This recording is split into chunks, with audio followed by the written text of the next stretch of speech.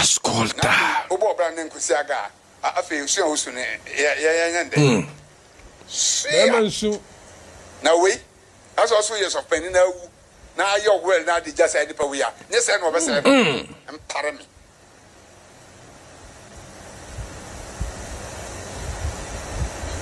me ye kofo sulia bia me am pare me Hana man for ntiase no musi de bench no mu fi court oba na akofine su Etwamni bi asu ayana. Ye betirem ho aso ni Etwamni bi asu ayana. Kwadwo akofina. Ama lawyers abo lete akoma police force oda wontime na ndomuma no magaide wo.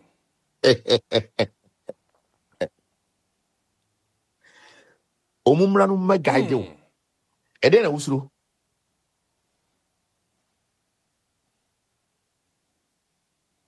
Ede na wusuro.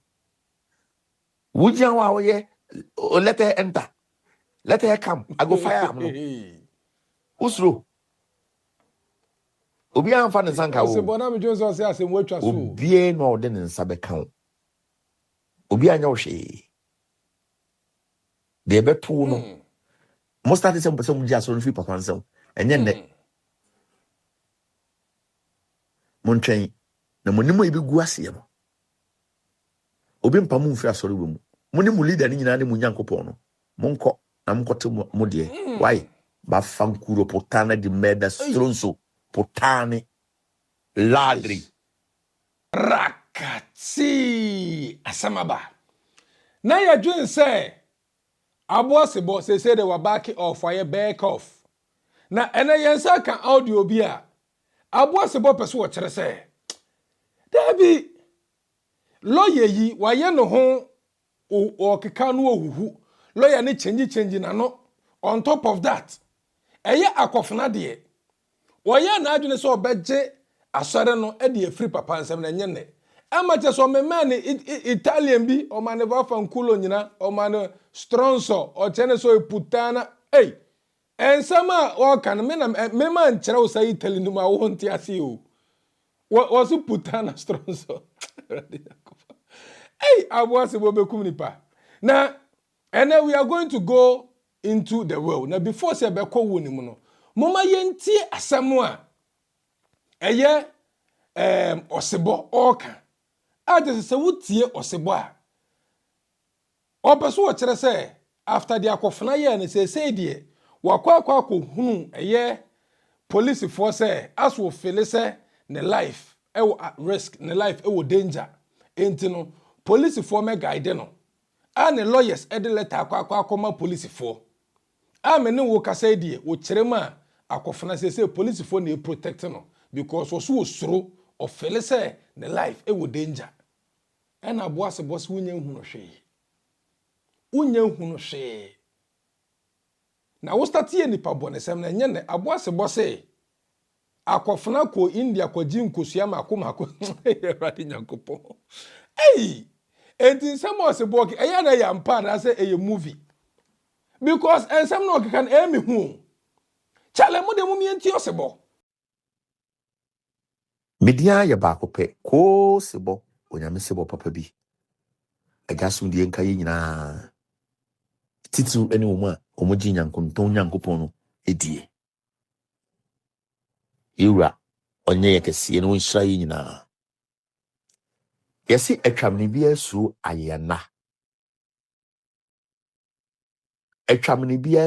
ayana Kwadwo akofina ama lawyers abo lete akoma police force oda wontime na ndomuma no magaide wo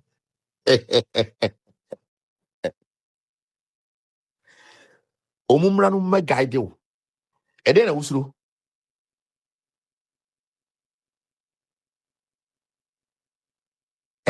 wusuro wujan wa woye let her enter let her come I go fire am no usuro obi anfa ne sanka wo obi no ode ne nsa beka wo obi anya wo hwe de beto no universe no ene bitua wo ka obi enu ho daje usuro untimi mpie wonya huhyi ubra wodon sa kanni ni kwanse ye de nsaka kisafo nyina wo mu do papa be sorry won se de si bon pata no untimi nye leader wo na wotwe we nkwa wiye no na wodon sa aguti na wotwe we nkwa na wiye na wodon sa aguti afutu emre mi ba fie me ne sofo asante ene wunua golden boy ebitu fu se Kwadwo empenfo no mudi wati no mo yodio no pese no papa nya na papa bufu a wo ombe yiwama onse sampenfo yi omakwa aba ene wasensan krata a ekere se omobe mo aba be leader na wo leader wi a asoro sike bebe bia no omo ne obeche ohun foolish element wan wajapade eye wo ne wunua no dia se na meka che wa wantie enne enkofu bi abopo e de krata be hye nsama ma wasan ne wadwini swanti eni bre ne akohwie nti wade atum akosan wanwe wunua no bia ho wodi wiase japade ne sika wodi koi se ne otimbe dwa onum se card do am okura minim ukase yegimi ho no yeni koto ade no nya sika no de ba no de be jisua na wo watam sika no now they talk cars now they talk watches now they are big now and I be say me by the time I made 40 years no na ma only a few 40 what dwene nya adwuma wo ba wiase wo don sa ye adwuma da ehiafo sika na wo de enjoy na nam se kisa for so bebre adwene wo fom ne tu foto ogu mo nti eno mo so me sei Kwadwo se tu iribi ne wanti a etu iraba ene wo ko baby ana usuro ope bambo na wo de nka wo kokum obi na wo ma wo da se yenkum obi no enye obi hunu bi o unua ba ene usuro ope bambo wo lawless let us akoma police force ye mra ne mebo wo ho ban ofui ti se wo senya papa ena na basa mo ye din a ena obo ado ho ban a na wo be leader ho anum so itafa branch to nchen ibompata to nchen branches bibiri wa you to nchen because you can never be our leader, never over our dead body. Now omu camp wa omu threaten me sebono. You don't know me Kwadwo, you don't know me. Ebisa na o pretend keke pana wabo omu no. You don't know me. You don't know me. Na me kasa wo akokudro ama me kasa wo nso bibia. E dro na wo so wo beji. Na e poase kra wo bewura. Na de ba be leader no. Se be yenya nkofo be omadwene wo fom. Na o leader obi oso be leader. Na o see to me there ekwan bi ofa so obenya to me no. Wo so obegi na si. Na se mo ngasa mo ya yirama. Mo amase mo be pem kwaje. Kwaji to me wo wiase nyina da wo be ba wo so no. Wo ni wo dro ni utumi na wo de mo beko. Onya obi eni wa ne tumi sin nyame de wo se wo ginya papa di na wusuro no na wobu nso yobi a ka emma wutwim kwa se oba kogye aduro o baabi monkosu akto ofra mo kogye wo ayi India na ebe pai pai no munya huhwi o moto bedadi na monim begu ase na mongasa mo bedwane afra sori we mu ebi kwasi asare tiame ayi kwasi agei ane simbe ayi sister gu nanum ena lawyer popo mo de mo mpre de odi na de ba ya kro ko enye mo se mo ni mbuase ye be kam anka mo dwane lawyer popo me ka say wo ye interview ewo ai okay TV as I wo ka say Akofan can never be a leader constitution implement no man nye leader wo sa kan say de mo koye ye no enye leader na mo koyi ye na mo koyi ni kire ye wa say wano dane ya na ye wo say wonim nya asase obi ante wo kasa wo fi so wo kanya asasem ba wo mu tie wo se be mo wasem ni jimisem na wo ka wasem no ensisi so insisi so baako because unim nya woka wonipa bia wu twa atoro a wano epopo u ekura o say who difference e wo twi any English emu because wano popo atoro nti wadi ke gu ani ho ani ma so social media ama nkrofo nyina so won ka no kore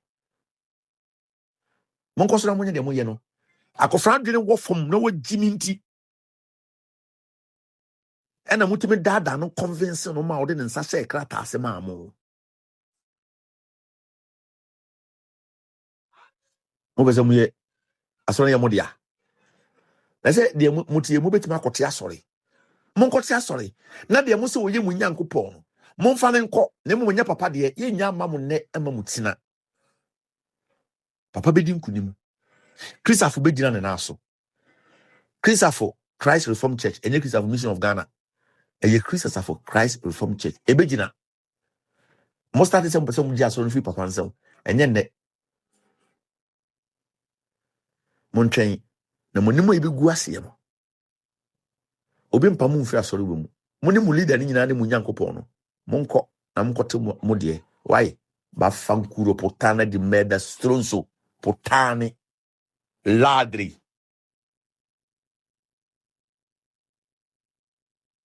so me to say so trouble colors definitely obati ensam na aboasebo na wo ka no chese aboasebo se nipa sebo Italy mu asante hinu chese enye Italy ketua obeso wo chese akofna Italy no kan na akofna ye kronfo wo ya hyawo ni wo ye kronfo wo ye osaifo chese osaso so ye kronfo Italy mu asante hinu pa na aboasebo wo ka kira akofna no ata so tun so abobbo na adwena ma no se atwitwamene bia no osura ya na ado de ye adwo asafo ntini se de wakwa akope police force omu me guide no na obi ani ne ho time omu jai no e de ne ma universe face so se mo be kaya after court no video na about the beginning na akofena akotena se na ne ro aho a wo so ebi mu se na tears of joy but se su na no so na nye tears of joy you na akofena o su na niwama because at some certain point na bi mu ka say asa wo hwe wo ni ma akofena de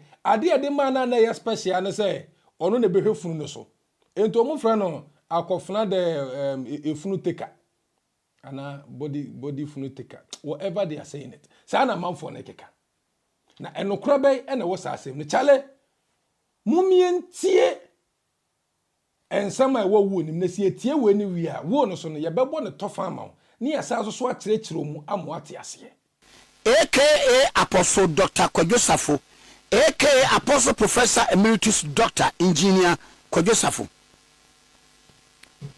ana kyerɛ mu ni ayebe kinkan Apostle Emeritus Kwadwo Safo Kantanka ne ntawdin awodo na nabobɔ so yi ne nsamanse woyeye ansana okɔ ne kreti eni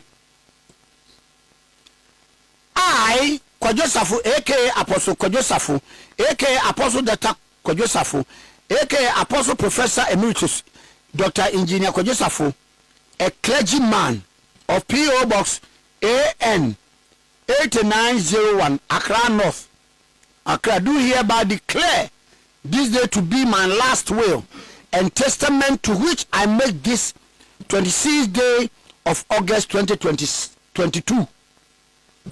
Ayame ayabo medi meye nyamesofo metira kwan eba no PO box mu a AN 8901 Accra North Sunday year ayo san August bo so da to so do nsia ewo enfimpi mienu ene aduonu mienu 2022 yi na 2022 bo 2022 me nsamansi a etwatwo kra ameye bacho enkom obi nkoka se atesem na metese yesi we mfa ye me pacho we no ye rudi eni odi o mu ansa be kan wodofo yo I hereby revoke all wills, codicils, or any other testamentary documents previously made by me before this day, and especially my will dated 26th day of August 2020. And Yanimuno, me pesa me can pay mama and Santa say, Willie be a Maya Dada. And son, I may buy a dear, and lay me a year 26 August 2022, dear no. And now, Trodebia, a Yancy say, be a me, Maya Dada no. Mijina so I can say, me no, my butt wogu, I a year. Now, a can codicils, sir. Codicils. A legal document that acts as a supplement to an existing will. Yeah, existing will. There's a thing in our club. Yeah.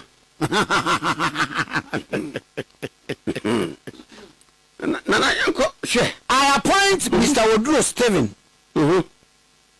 of Accra Newtown, who is a General Secretary of the Kwadwo Safo Mission of Ghana, and a lawyer, Kwadwo Safo Kantanka of P.O. Box 8901, Accra North, my friends, to be executors and trustees of this will. Na enyanu amabo omudi Kwadwo Stephen wa Accra Newtown. Wonu koya na yetrofo pani edema Kwadwo Safo asore no. Ene lawyer Safo Kantanka. Enipa mianu ena mafa wo mo se adansefo ni nyinamufo ewo nsamanse ya metro ase so mundi ewo dase. 3. I direct my executors and trustees to pay my just debt, funeral, and testamentary expenses. Nana to pay my just debt, funeral, and testamentary expenses. And nyanu amabo wo mudi wo mu na willi ya trei me dia ho asade ne ho asodi ama wo mu se wo mu hwe emani mra mu se beyiye ehun toto ya ne hu sikasam ni na no nana wo mu hwe na yentua anantiza Anatia nana. yo Beba 12.4. I direct my son Kwadwo Safo Akofuna, Nana Kwadwo Safo Akofuna, or is Kwadwo Safo, shall upon my death ensure custody and control of my body, and also take control of my burial in accordance with my wishes, as I've stated and directed in this my will. Ayan samansie matre pefe se edanu duru na me ho me nko atwato na meto na nanu wonse do a nipa mamu me dead body onhwe so onkra na wonhwe na yenye me yen katamati amamra ne amane akwan so sɛdeɛ mepa ne pɛpɛɛpɛ a makan wɔ nsamansie yi mu no ɛyɛ Israel Kwadwo Safo ana Kwadwo Safo Akofena awoye meba. 0.5. It is my wish, and I also direct that my body shall be interred or buried at my royal mausoleum, beautifully crafted and designed at my land at Gomwa Mpota in the central region of the Republic of Ghana, and my royal mausoleum where I shall be interred and buried and shall be part of my special center known as Apostle Kwadwo Safo Center. Na me pe as ya me libeje bebi bia me won se mamu ye be kura bebi akeke na mum mia me royal museum amaye ewo masase tamu a ewo gomu ampota ewa ena yemfa mamu nkonkope no kura bia eya Apostle Kwadwo Safo Center wono eho na mepe. Nana yenko 0.6 ye kura china besa atoa so 0.6. It is my wish, and I also direct my special center be known as Apostle Kwadwo Safo Center. Okay, I think okay 0.7. I direct that the special center built in my honor, known as Apostle Kwadwo Safo Center, shall be a place for local and international tourism. It shall also contain 12 large rooms or halls earmarked for the following. Na baby a make yi a my museum wo ho Royal Museum yi a yankope me korabia no ho no mepe se munya mame ya didi a ede Apostle Kwadwo Safo Center ene beto so na ho no me pese ye no wo man mu ene amansan nyina nsra hwebia a nipa be free wiasa man nyina so aba won sra hwe nipa be free wo man ntwono ni ntwiasam pitipini patrapa nyina ebeba won sra hwe na ho no so my sisi adan aye ho sakese dumienu a ho no yamfa ye dia meken a library, a cinema, a Pan-African conference and study hall. Library webom, cinema webom baby ayatina, actually miss one day. And after so, a big room. Yamamra ni amania wakadia, politics dear ni nanya mamre inano. Baby I ever crack a 1 year man for baba, ababo munya kohoma. Photo gallery room, inventions and technological imagination room. And yama, wadon phone media wadema me ba sa asisu mitumi de ye brano afibia me dane die no ye de hu fonyini ene ye bi ntutu besisi e ho amankrofo ba wa ma ba behwe no mehu inventions okay charity records where people who donate to mankind to alleviate suffering shall have their photographs kept and made donations recorded as a sign of sustaining the charity. Hey, nana sana mic no off mpacho sir any dey be maybe dey na off charity records room where people donate to mankind to alleviate suffering shall have their photographs kept and names and donations recorded as a sign of sustaining my charity mission. Yo na bianzo so a enipa bi a wo munum se e ka na ntu na aka senti wo mudwene nipa yi edie ho obi kwa amanemu a wo mukọ ne mwa no so wo mukọ obi mwa wo mu ye obi adoya eno nso so ehu fonyini ehu nkratasem ni nyina nso so ye bekura ewo biaye ho ama mansa nyina baba behunu na vision we enche national cathedral eche no na oyonko akotu amna asore ko se discount obi se ye tu ya o de be ko jiufo agwa fa di wo be ko yi ni baby adibo ni pen no makotena ba sidin no o de be ko juda musioku na yento haswe reality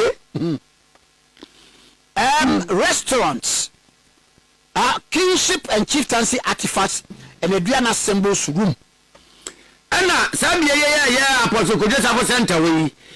Baby musu wa nananom ehefo ni ahema enema ya de esese wo mo ho. So ana Adriana ebusia ku a mefiri mu no adesibusia aduana. Yanso se ebusia no ho niema ni akade. Ya wodan ya dibi ebegumu so kama amankrofo ba behwa bu omonya akọ mahu say yes asante wade we ye aye papa Apostle Dr. Kwadwo Safo ne we no de mun se na ye kenken we ne ye kenken ya fe na wabeto so a we no mun sam ne ye kenken tie ba bia atisem bia no na ni hancho wo bra ba cho ye ntie woodcraft of invented products room where woodcraft of my invented products shall be displayed for people to view and cultivate can-do spirit in technology. Anema oba ade ma minimudie amde ye no ebi ye de nnua na aye buru ni padre ne ntiase so maye pi ye wo be bia ye de no nso so begu ama nipa baba behwe na timuponi ni ye so be behwe a wo bewu se ade bia nu asu nipa ye oba ade adum achede ni nimudie ade obebo timupo se obeye bia no se wi sin kete so betuma ye nko ade am obetumi aye nti won be ye nkuranse bra. Empty room, rainbow hall and theater, music and dance hall, where both African and contemporary theater, music, dance shall be performed. Ana yewo baby so awoya bagaya eda ho won de be ye wo ba ho wo ye nigibia ye bo ebibrem anyom ye bo amana nanum nyina na nkrofo ba me dia saji o mani so hu awon se pe kwan so fe de aji eni eji hu sese kusi a wo frusie omko wi a papa de no ko no mo de ba be ye katina theater no e da ni swimming pool what you know more elaborate than this na detail de pa Nana yensa nto aso the center shall have well kept green grass and trees and flowery surroundings to signify my attitude towards the environment, and 12 of my flags hoisted around it, and the center shall also serve as my museum and memorial center. Center ya kan wase mi ya mesidi amu fanto so Apostle Kwadwo Safo center special center de tieni ehwono be bia ya green grass green grass ai hire yin awudo nyina bi nso ebe wo ani yin awudo bi nso be wo ai no de kire se me na metiase no na me obi a me mfa ya tena ye eni agro kwa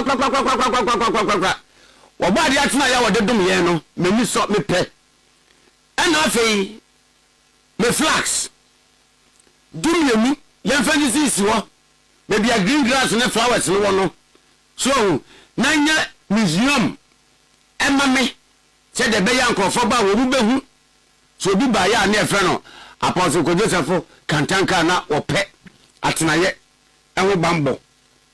I further direct that the Apostle Kwadwo Safo Center shall be managed by 3 trustees, not less than 30 staff. Na bia ya mi kan mashatu wo se nipa miensa ene wo mo hwe so ene adwuma ye franso so a ese se wo mo ye adwuma wo no eni kwan se wo mo dodo ebro aduasa.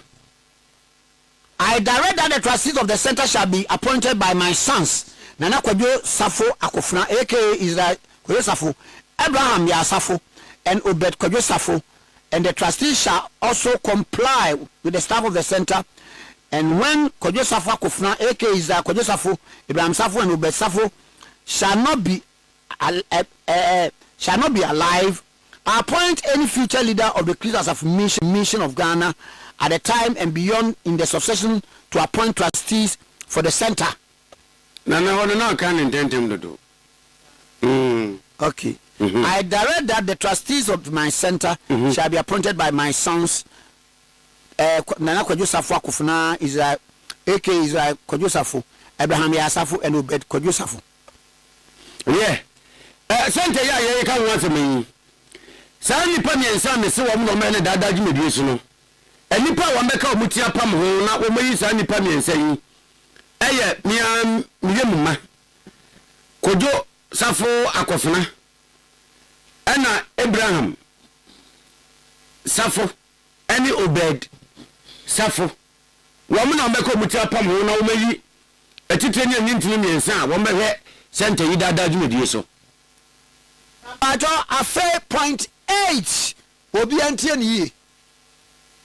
Yeah. I direct that none of my maternal family members shall have any say or control over my body, burial, and funeral. They can attend the funeral. Afei, munchena sopem. Titru ne maami echifuo. Me maami echi ana me maami ebusuafo.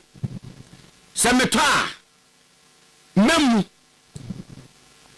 misie meyiye yo ani amana ye beye dia kata meti kura no mesre kase muni situmi muni wadentre bia enyam na mo betre dia yenye muni amubetumi aya ne se eyiye no mo betumi ababi ene obi ensim kwan apart from no muni ye bio eno aso abetraze o tie nsan body na no tie nsan body sa pepepe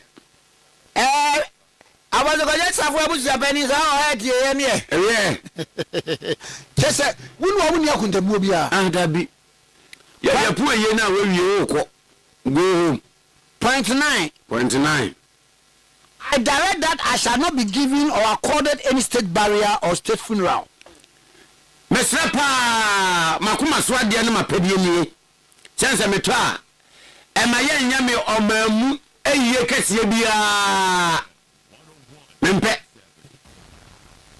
I direct that all my children shall henceforth consider my son Nana Kwadwo Safo Akofna, aka Israel Kwadwo Safo, as their father and the head of the paternal family. Dia masha tu oni. Se eye me ba. Kwadwo Akofna Safo ana Israel Kwadwo Safo. Oni na meyi ni se. Nana Kabiu as their father and the head of paternal family and all that I have established in my lifetime.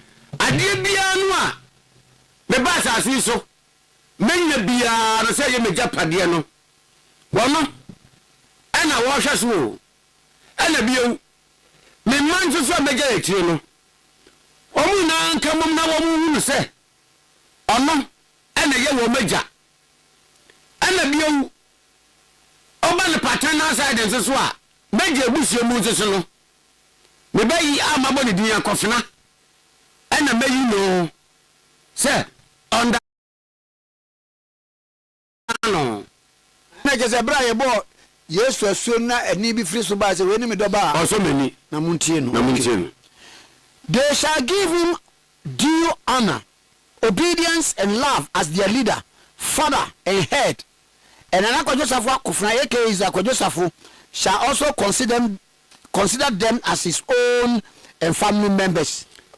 Enti me twa kwaso a kire mu yie pa de a ana na omu fa wobuo ni anidie ema Kwadwo Safo Akofna se wo meja ebra mini ho no na Akofna nso so ehu ne se ni nuanom na won hwe wo mo ehwepa Na enti se yesi yede asafo no share ne nsase amfa nhye ne sa we ne se bibia da na bem ya waye abusua pani wo ne man ne afem ene japade bia nso so a wo ene asafo no so ene dia won head bibia o bibia na bibia su kede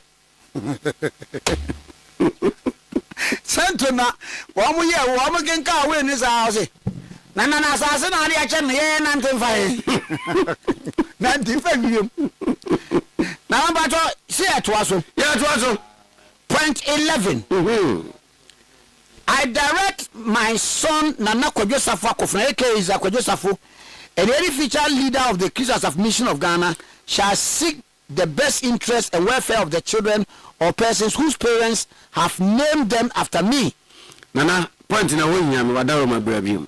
I direct that my son Kwadwo Safo Akofna, aka Israel Kwadwo Safo, and any future leader of the Christians of Mission of Ghana shall seek the best interest and welfare of the children or persons whose parents shall have named them after me and are brought to live with me.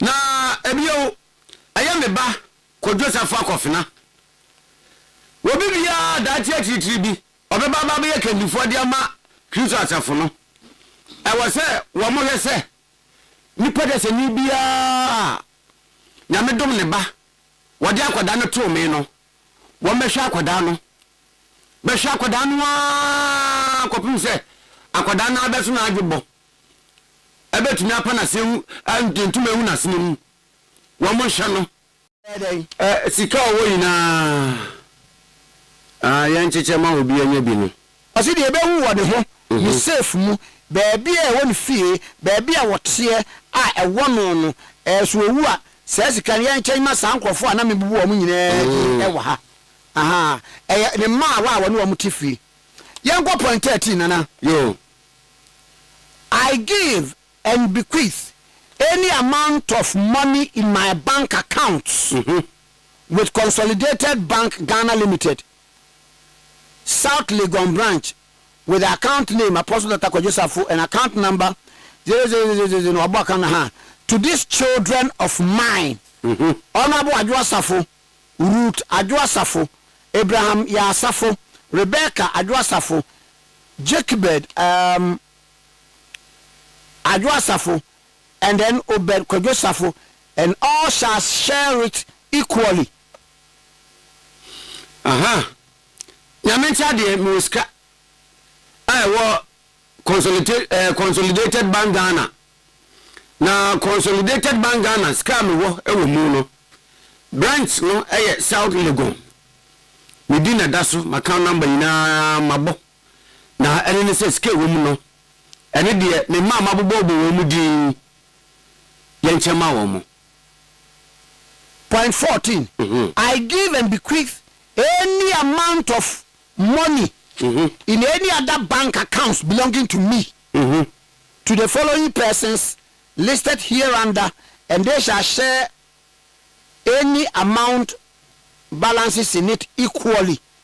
And no, nana uchem say we consolidated bank Ghana sika me wo mu a me say ne de me yamfa mo monto nchen ya sika bia nso me wo bank bia aka bia no eno nso so enipa ya mebebubo mu din ye nchema wo mo ajo nipa ne ye emaawa no a wo mo tifie ni me servants no wo mo ye de sika bia be hunu wo ne hu bia ne safe mu ne fie ba bia otie bia no yamfa ma wo mo no wo wiye ye no na papa say sika bia ewo any other bank apart from CBG apart from GCB na ne ma ne sabi ne be ma no ba ebeche no we mse san fa ma wa no wo mu ncheni bi ande e bank bia say ya buroche bank o aha bank o dike wo mbia ye ngoyi na e ma wa ne mfa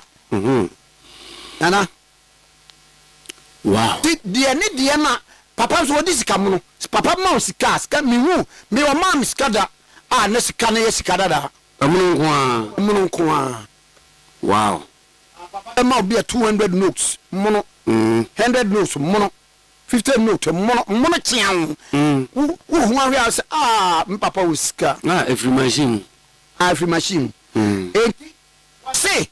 say we CBG account no de man na Kwadwo Safo de na de ewe any other bank account bia no yemfa mama no maawa no so no de ebe hu no ni fie wo se bia wo ni safe mu e wo hihi bia no yensa mfa mama no afi na meto aso point 15 I give and bequeath all my clothing including footwear and other wearings apparels except those that shall be kept at Apostle Kwadwo Safo Center to my son Nana Kwadwo Safo Akofna aka Israel Kwadwo Safo afa mentade nyina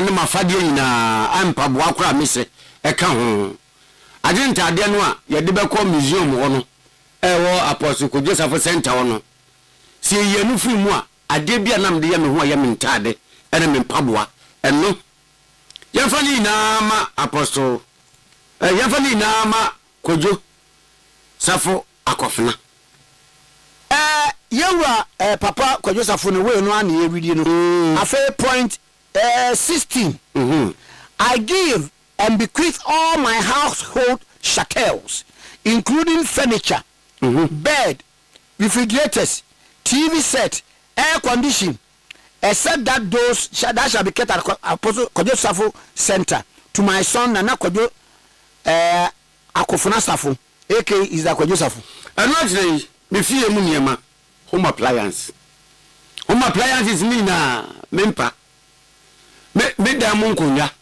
carpet chandeliers curtains crossbar fridge TV iron microwave kwantres onye me da mu niema na adide ya de beko me center ewo go mu ampota no ya fa ni na wa kaze kotu no meter no te meter anya bi so betu o se meter de o dan no inside ni me we inside asem ni eken That means everybody is say you know back on the way actually. I will go to. I want me to to back. Nina so me de ma Kwadwo Safo akofina. Yemfama no Nina. Point 17. I give my shares in M&A Company Limited to these children of mine. I feel so M&A. If you have investment, I have brano, me yeske free ho. And to share some my woman so. Medina, mammy, Maya, maybe we will do.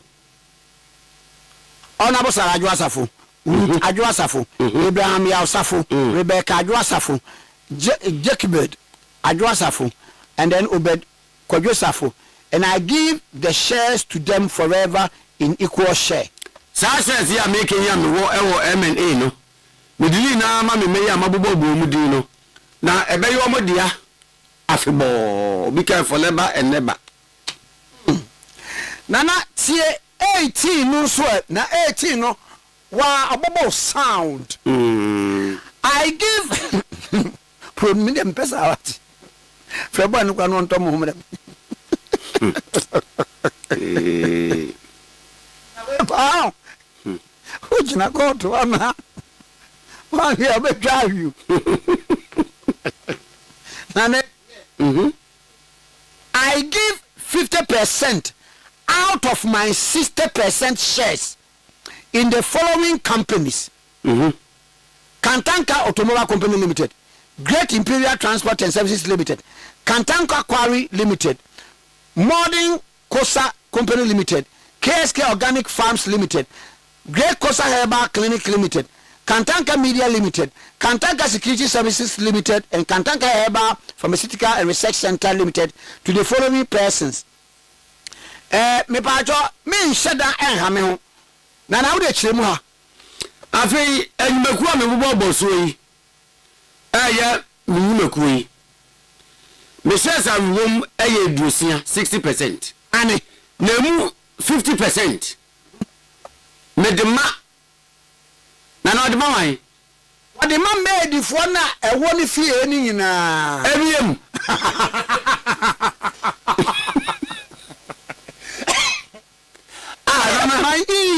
you're in. Me my out.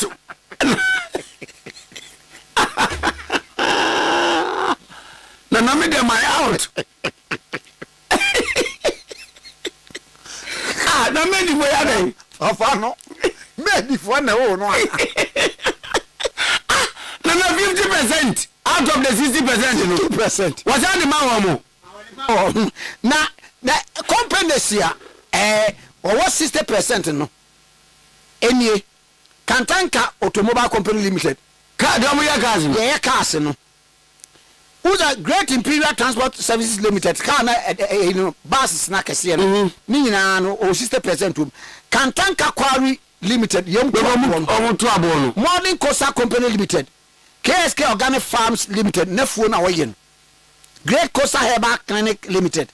Kantanka Media TV no or any radio no. Kantanka Security Service Limited and Kantanka Herbal and Pharmaceutical Research Center Limited. What ning na mama one. Eti patwa ma wano de di nka wo munya sika bi e woni fie you be hu safe mu ni ade ade nyina ye de ama wo mu ena sika bi e da na safe mu e woni nchen ba bi otie ba bi oda ni nyina ye ma wo ena afei odi uyi CBG account na wo Islegon na other banks aka nyina se mu nyina no ne dia afei companies ya mabobo yi owo 60% ewom emu 50% what the ma emawa na mabobo mudi no oyo na bacho tie tie odi ma ye tie and I give the shares to them equally for life. I'm fan of about 50% no. I have about for labor never. In appreciation of their kind of domestic services. Me de ma wo mo say asetena wo me tie etina ye na ya asetena pa rendered to me over the years in my lifetime. I me no musia ya na eja wo musom me no musom me sompa mo akwapa no kwafo enti dem de da wo maseni Just preparing and serving my breakfast, no mo yema no peduane lunch, ewiaduane and supper, enye nyumre aduane nso washing my clothing, mentade wo mo a no mde se me na to so sini kama hata and ironing them for me. na nyame ya dom na se wo nso so a wo mo de ayon ato so kama. Warming water for me to bath. Sa wo bana se ni yenso se di adware a wo mo na mu enso ma me di dware. Sweeping, Prepare fie ho kama. tidying up my immediate environment. Baby am fie ni woni inside ni outside na no mu se ho kama wo hote wan. And they shall share the dividends accruing to the share equally, provided the beneficiary continuous lifetime entitlement and enjoyment of the shares. Wo ma ya de mo akwapa no kwafo nti dia me dia ma wo mu wo mo de o mo enjoy. Mami ntu atoki me ba If they cease to be a member of the Business Administration of Ghana, and I give a share of each of them, the beneficiaries name as stated in paragraph A. Okay.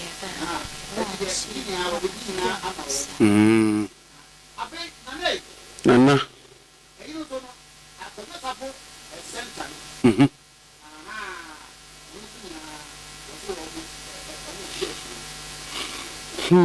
Kwadwo Safo center no on 60% sa. Yeah. Afa na number tie. In respect of 50% out of my 60% shares in each of the companies named in paragraph blah blah blah blah blah blah blah. I appoint Yasafo, daughter of Alexander Boache and Madam Mary Obey of you blah blah blah blah blah blah, and Yasafo, daughter of Pastor Kwabena Chere and Madam Jemfua as trustees of the 50% out of my 60% shares. Was out the my one 50% no. When you move esase wo munye trustees. Se da be ya mfa wo mani so. Mpeto bia bezisi wo. And me no ni eh ma wa no wa ma na musifo ambassadors ewo shares ni. Omo kwa kwa hwe se da be ya bibia ba wo musa be ka na French. Sure. Apostle onimde pa onimde no tire bi obi ankwatete sika no so anfa mere wo mo se enini da bi wo mo so wo mo nkrofo wo mu a wo mo ni tie mu bi sa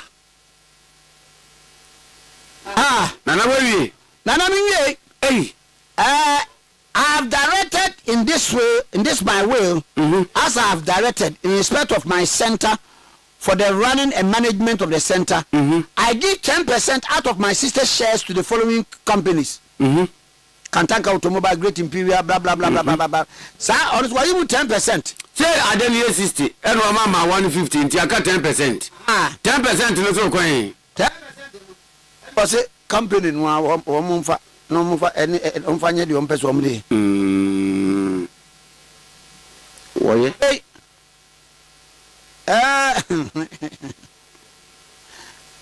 And 10% no kwa no was oba na enhwe so. Was oba na enhwe so. Na nei. Nana. My member point 20. I give all my vehicles, whatever make or nature or registration number, except though that shall be kept at the Kwadwo Safo Center to Christ as a mission of Ghana. Afa me kasa me wo ina. Say ya de me ana me ye nu, ya me de yawo. Say so me koto ama no ne de ni biu. Ka bia ya me ka bia mfa woni ne ka ban. Cars ni na no me de ma Christ asafo. Asori no. To a man car. Okay. And it's my wish and direct that my clothing and other wearing apparels household chattel shall be selected by my sons. And I Kwadwo Safo Akofuna AK Kwadwo Safo Ibrahim Yasafo Obed Kwadwo Safo, and all my vehicles let for the Christ as a mission of Ghana shall be at the instance of the officers and elders of the church for official assignments, errands, as well as special occasions. And that's a can watch your mumfanye. I'm the Bayas Juma. Say be a Kwasafu Juma, so could be Bua. Yes, will be a more could be a Sony Dimu, and also need to an Amobia, Womdekan, Bequa, Womus, Fanya, so your Juma, Marco for Begia in a private car. That be. And I said here, I give and devise my land situated at Gomoadomasi in the central region of the Republic of Ghana, covering approximately 44.2 acres, and at Chumagogo near Kumasi, covering an approximate area of 0.18 acre to these children of mine. Adwasafo Ruth, Adwasafo Abraham Yasafo, Rebecca Adwasafo, Digbet. It and how would you Adwamuti assassin a sour as a tamu. Baku go more dominancy, and about who is watch Magogo. And your abode their man and my our bubu mudi. But bank accounts in the eye, my one of the friend went soon. If you was a car, who if you be my one idea, I've dear baby 50%. Until the companies or one shares 60%, and move 50 a year, or for life. Shut up for life. When I sending a watch him, Nana was up at was been. I give and devise my land situated at Dobro, near Sawam, covering approximate of 5.2 acres. Akuse Junction, the eastern region, covering an acre of 6.616 acre. A Cropon in Ashanti region, covering a approximate of 0.17. A Jumakasi in the Ashanti region, in Kurasins House, an approximate area of 0.17. Achumate Chima in the Ashanti region, covering blah blah blah, Jinya say, blah blah blah, Adenta eastern region, Greater Accra, covering Nina Necropon, blah blah blah blah blah blah. Up as I see why I'm maybe going in, what they check Christmas forever. Double one is Tiziano. Was a sea, Jinya said the Eno, Kusi Junction, Dobro and Sanwem, Jumakase Kesse, Greater Accra, Aplaku, Botiano, Cropon, Nina, or the Amakris are forever. For expansion of the church or the trust of them. I give and devise my land situated at Enya in Kumasi Ashanti region, covering an approximate of 31.2 acres, and any building thereon to the Christians of mission of Ghana forever. To be used for socio-religious economic activities of the church. What I'm saying? No. As I see your boss, we are also the Christians of Sasson now one find a dear Denver Sober Brassafuno, and Omaya this year. I appoint my son Kwadwo Safo Kufuna is a Kwadwo Safo as trustee to hold the land and buildings thereon on trust for the church. And when she shall not be alive, I appoint any future leader of the Christians of Mission of Ghana at that time and beyond succession as trustee to hold the land and any building thereon for the trust of the church. So as I see my boss, we any Japadia was in and me the same mammy boo mudinsa. Say one more shasu. Sasso the bay said yes, and not a fata. Nasa Kobase, Manusis Mudanso, what woman will be a noir. And yet, Darcy can defraud the ma asorno and now obeshaso. I give and devise my 2-story house at Adenta, Accra, Nyaho Street, to the following children of mine. Honorable Sarah Adwasafu, Adwasafu, Abraham Yasafo and Obed Asafo, at tenancy in common forever as follows. Hey, tenancy in common. Mentiazi. What the Dana Mamu? Now, when you are a Dana Crawford team, it's a moji tenant and a moji a tenant no mutim. Would you almost come the quarter be an yed? No, no much. And to our Abrosami, our Denta, Nyaho Street. Street, na and also what the money may your bobo did the man. But I watch it. I give and devise the ground floor and all the rooms at the ground floor to Honorable Adwasafu. A form of one sister there. from Kosoro. Enti one sika no beje. Ground floor on Kwan. I give and divide the first floor on all rooms at the floor to Kwadwo Safo and Obed. Hey, and Obed Kwadwo Safo, and they shall share the rooms at the first floor equally, and I give to them tenancy in common and forever. Yeah. No. If you don't be only fear, and on any miano ground floor, no, and a mobile chat dine, yeah, it will dine in the amount. One so dine in the amount. And it's a ground floor, no. So be a year Adam Kwadwo 5. Yes, 5. Mamon Conso. I give and devise the second floor. And all the rooms at the second floor, including their contents in every room, such as beds, furniture, to Abraham Yasafo forever. Second floor, what dear? I die a war, no Abraham Safo dear, or no be a mumushi. I give and devise my 4-bedroom house at Wager in Ziokofan in Accra with a big town to my daughter Rebecca Kwadwo Safo forever.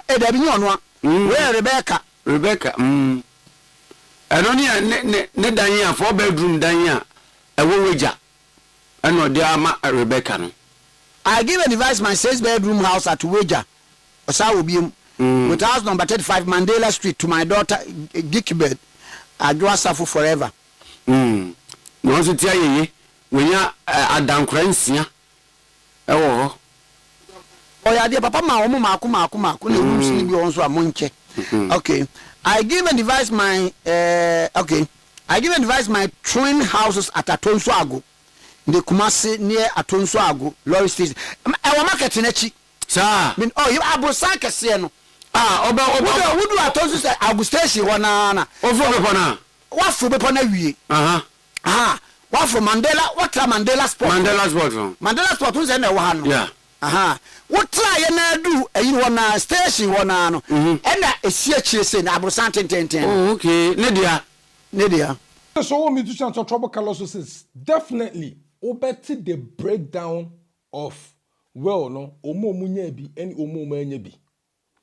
Na say no ena ye ma adwunu mu na kakra wo say eniema ne ma 6 no ne main ma 6 no omu benya no enie na hanom no obo Saradin obo Ruth din obo Abraham din obo Rebecca din obo Jehabedo se hwan e no sa so bo Obed so din osesa enkola makomaku 6 we e na ye ni main emma na ehọ na medwuno se na ne na akofena no onye ne ba na asese because hanom medwuno ho amenti ase Nenti hanom no wo kire se eye ne CBG bank account no sika bia wo mu bia sa ne ma no omu emfa enti omu ko ne sika ni mu ha fa papa so be ya manfo sulia wa se wo hwe soso a wo no papa no as why no complicated bi like un sedan tiasie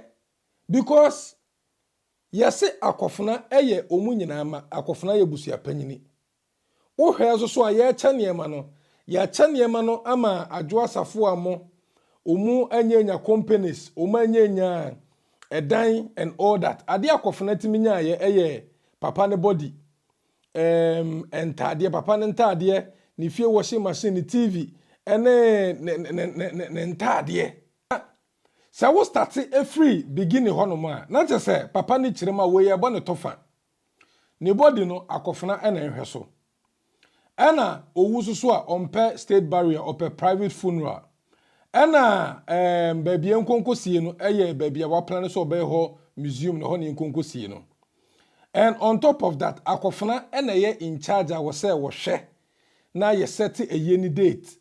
Na on top of that, ne ma me so society de omobo mo metena se nye hwe han eni kwan so obia ebe try say oba be kere se an na me na me yebusu apanyini ena da bi omoba omo metena se ensa abode akromu ntimi nye bi omo mra te se spectators emo mo mra te se family members papa we gangster rough afa so osaso say neba ye friend say Israel wono no ne mani nyina respect no omu hunu ne se omu yomu papa nti adwo asafo a en respect eye ne ba akofna na wo hu ne se eye ne papa no no na afeso so oba so a wose asore ne de obeye elder de wono wanyi de obeye elder dabi enyo ne beyi eno no eye asore ne mpanyimfo no eno so omuhwe na omupeke na eno no ne mama akoma mense ne nyina no omu deserve se wo so omubeye asore no elder obia de omeyi ne bia ye okay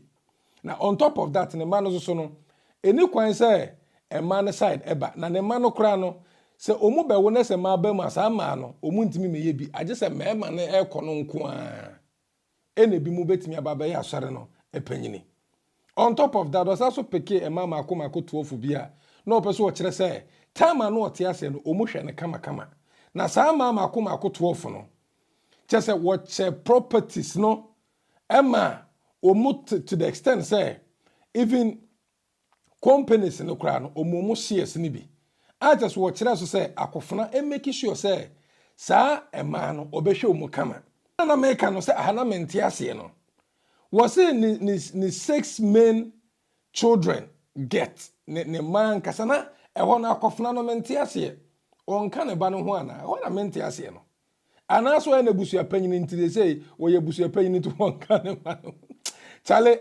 akana menti ase enti ano so wo kira ya wo say CBG bank account sika bi e wo mu bia ekọ edemo ena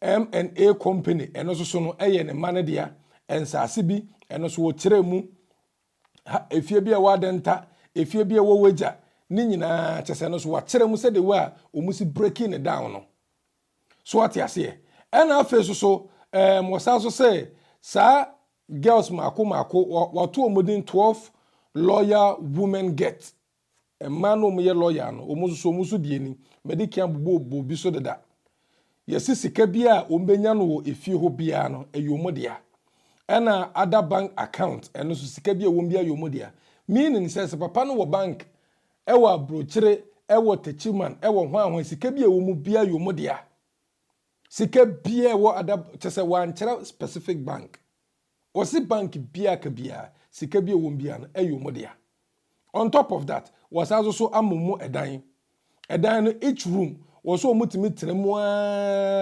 ekopum se chese omu man nyina timi betenem omu kunu mu nyina timi ba betenem ena so omu so free masa ma 12 no yetimi kosi omu ewo gomu aho bi eye ba bia ono no yebesie no so atiase ena o say conditions so de amu ne say so omu ti asori ni mu no be church members no mu be se ne yese no they are entitled to everything of their mum company shares no omo ye entitled to be there ena ha no wose de akofuna so ebenyanie wose akofuna no eye papa no ankasa na ne ma bi te se ne ntade ne furnitures ne fridge ena inside his house except items kept for the center like ebia say museum hono mo na say ebia asore no eniema bia wo makipi hono for those places no eno pe na enye ne dia but apart from that the person kire say sa eniema ya boboso yi yakofuna no ne dia on top of that was also many 2 room ewo type fie no so onfa hono mo enye ne office ena ne responsibility so was say on manage the central as a center whatever it is also on manage ene ensase ene na on saso nya dey enhwe family ne so na that means say family ensase no a o saso de man ne ma no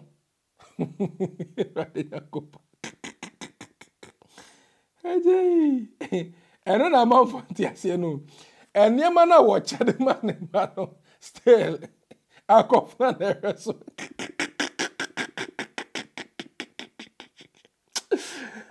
papa I was so be musulia na na monti ase eniema na wo chade ma ne ma ni nyina no still akofna na ese so wo ba bia nkoma na ekono we amanfo so do musi akofna enya fridge anybody wono minim say ne brofo na enyo ena owie no kwotena na wo su say ya chane ntade ne body what brofo one tenants no read one because just say kame kura ye say Kwadwo Safo amu nyina akofna property rade nyakopo enti we say so papa no peso wo kire they belong to the church ena no so no se ekoma o peso wo kire say cars bi for the center central as a center whatever it is and I was say there many plots land across Ghana and I watch let's say be twin house at Atonsu Kumase and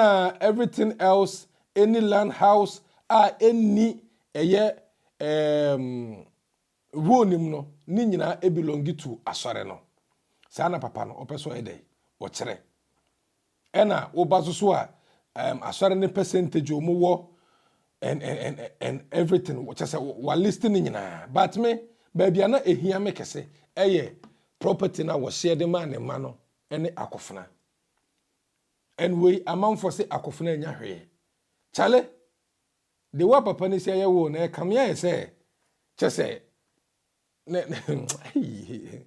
papa okaso be yi sulia o sulia ne de wo yi papa but papa ni wise to the extent say what's also tie wo ni ma most of the important decisions na was say akofuna making nyina no was also the shame say was say akofuna decision bi obe make bia no was so wone sa ne nuanom boys no ene make sa decision no entirely no so no esase look say akofuna ye busu apanyin but only final say as a papa no oye too deep to the extent say he know exactly what he was doing. And the Sulia na de way you will be a Sulia. Chale Ragazzi, the best be above update mo. Arrivederci.